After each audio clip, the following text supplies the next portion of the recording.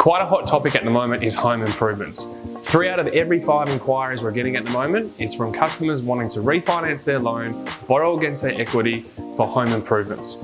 Rather than me trying to tell you how to do this best and how to use the best of your money or your budget, I've got one of my very good friends here, Bronwyn from Bronz Designs Consultancy, to give her top tips about home renovations and how to get the best from your money.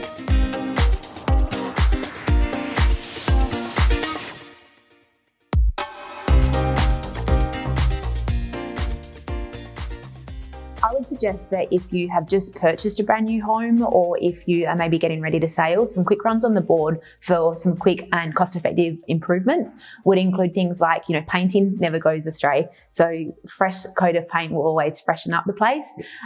Carpets are a fairly easy, cost-effective thing that you can do. Obviously, you'll need professionals in, but it's still, nice and friendly on the budget.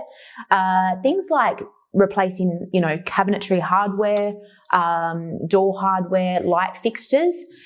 I think the thing to remember is this going to have a knock-on effect? Okay. And if there's going to be, if there's going to be, if I'm going to have to replace something, a fixture, a fitting, a feature of the home, like flooring, for example, it's not just the flooring that might necessarily get replaced. It's going to have a knock-on effect. We might have to then take off skirtings. If we take off skirtings, Renza might come off, and there's going to be a continuation of work to be done. Okay. So looking for things that are like standalone items that you can then do yourself as a fun DIY project, and it will save pennies as well.